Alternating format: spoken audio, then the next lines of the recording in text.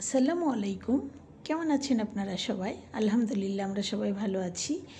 তো আজকে আমরা একটু বাইরে যাব, কেনাকাটা আছে। কেনাকাটা শেষ করে তারপরে আমার সপরিবারে একটা চাইনিজে যাব, ওখানে রাতের খাওয়া দাওয়া করে একবারে বাসায় আসব। তো আজকে আমি রান্না বাড়া শেষ করে তারপরে বের হচ্ছি।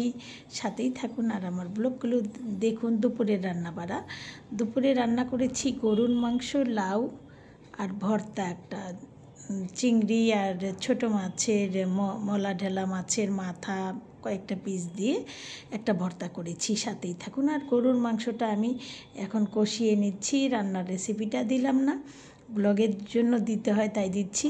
তো মাংসটা ভালোভাবে কষিয়ে নিচ্ছি, কারণ মাংসটা ভালোভাবে কষানো না হলে ভালো লাগে না। আর এরকম শুকনো শুকনো মাংস আমার খেতে ভীষণ ভালো লাগে। আমি ঝোল আগে খেতাম, এখন ঝোল খেতে পারি না। তো মাংসটা আর একটু ভেজে নিব। এরকম ভাজা মাংস হলে আর কিছু লাগে না আমার। আর করছি লাউ চিংড়ির সঙ্গে একটু ডিমও দিব। চিংড়ি পেঁয়াজ বেরেস্তা করে নিয়ে চিংড়িটা ভেজে নিয়েছি, তারপর 2টা ডিম দিয়ে দিলাম। এটা নাড়াচাড়া করে ভাজা ভাজা করে নেব, তারপরে লাউটা দিব। এভাবেও লাউ করে খেয়ে দেখবেন, ভালো লাগে। আর এটা নাড়াচাড়া করব ভালোভাবে, যেন ভাজা ভাজা হয়, নাহলে আষ্টে গন্ধ করবে। যে কোনো জিনিস ভালোভাবে রান্না করবেন, খেতে আসলেই স্বাদ হয়। দেখুন ভাজা ভাজা হয়েছে। এখন আমি লাউটা দিয়ে দেব। অনেকেই শোল মাছ দিয়ে খায়, আমি আবার চিংড়ি দিয়ে খাই। তো লাউটা সিদ্ধ করে আগে নিয়েছি, লাউটা এখন দিয়ে দিলাম। এইটাই ভাজা ভাজা রান্না করব, একটু পানি উঠবে না। দেখুন একটু পানি নেই। আমি এখন নেড়ে চেড়ে ভালোভাবে কষিয়ে নিয়ে ধনিয়া পাতা দিয়ে দেব। আর শীতকালে তো ধনিয়া পাতা ছাড়া লাউ খাওয়াই যায় না। আমার ভালো লাগে, শীতকালীন সবজির সঙ্গে ধনিয়া পাতা ছাড়া আমি খেতে পারি না। এই তো। আর যেমন মাংস জাতীয়তে আমি কখনো ধনিয়া পাতা দিই না, শুধু সবজি অথবা মাছ। ইলিশ মাছেও ধনিয়া পাতা দিই না, গাজার মাছে ধনিয়া পাতা দিই না। গাজার মাছটা আমি একেবারেই মানে গরুর মাংসর মতো করে রান্না করি।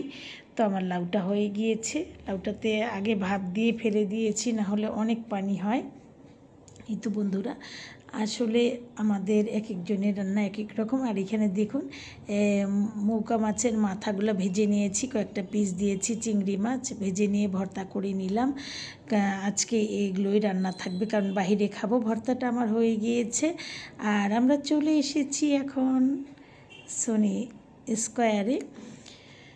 এখানে এসে আমরা সবাই একসঙ্গে আমার সব পরিবারে এসেছি, শুধু ছেলে আসেনি। তো আমরা একেবারে উপরে আমি চলে এসেছি। এখানে অনেক গাছরা ফুল টুল আছে, এই লোভেই আমি আসি। আমরা কিন্তু প্রায় সনি স্কোয়ারে আসি।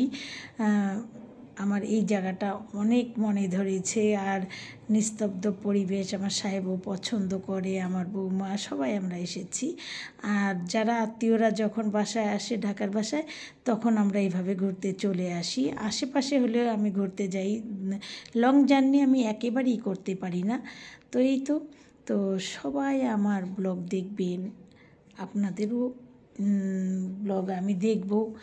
আমরা যদি সবাই সবার পাশে থাকি।